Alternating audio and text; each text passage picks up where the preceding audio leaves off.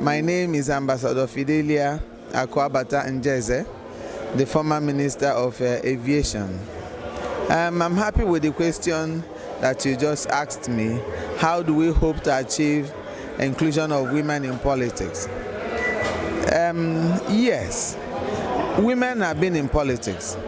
What we are talking about is increasing the ratio of women in politics.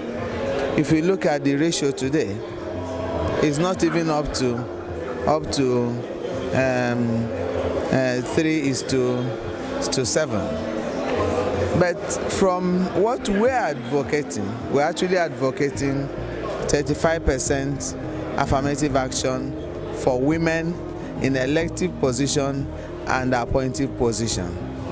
We are going to achieve that through advocacies, through the church, as we have seen today. Because when the church, we all see the church as an entity that stands up for the rights of the citizens, right of women and men, and also for the children. So we know that even in the church itself today, they are also striving for women inclusion in activities of the church. Because women, in the actual sense, women drive the church. In any organization where you don't find women, that organization suffers. So taking our country, Nigeria, at a larger sphere, you'll find out that things are not going the way it should go, because we have not started factoring women in key positions in governance. If you look at the other parts of the world, the Western world, where you have the women there, some of them president, some of them prime ministers, some of them ministers in key positions, you find out that they turn around the situation of things in that country for God. Because God has made it so. From creation, God made women the head of the family. If we really understand the truth about life, we are the head of the family, because we are mothers. We give birth to children. We also nurture them to adulthood. There's somebody or a gender that God has given that opportunity to give birth to human beings and also nurture them, who also have that conscience to nurture the entire nation. And that is why we are striving hard today. And in a situation where the emotions are high, you see crises here and there, women quell crisis situations.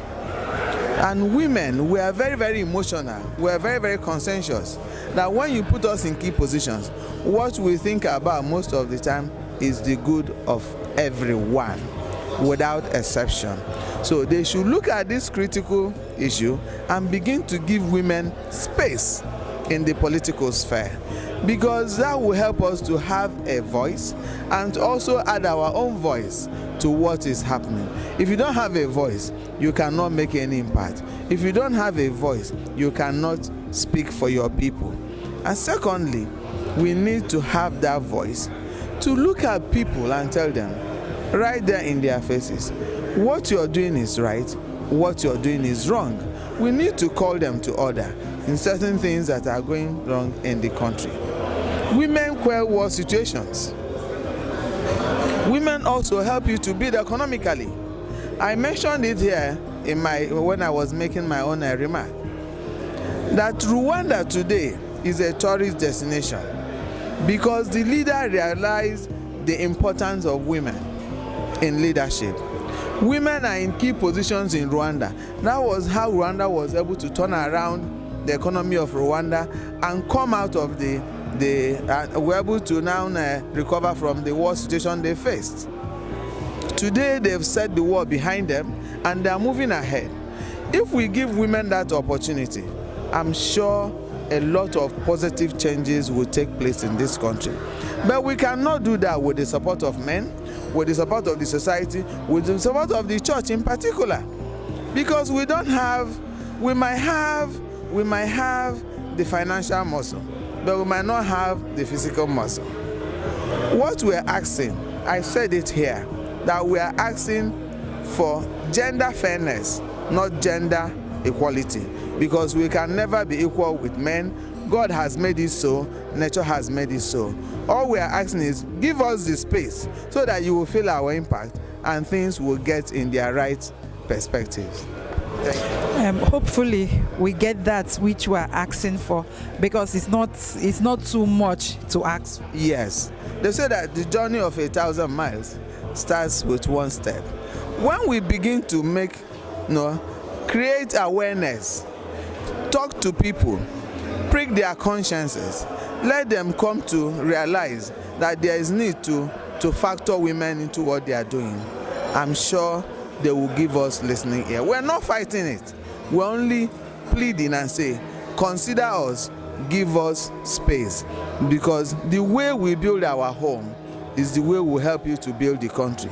Because when you build a woman, when you train a woman, you train a whole nation. So when you train a woman, be sure that that training will not go down the drain. Above all, we have conscience. We have conscience, and we want to see things done rightly in our country.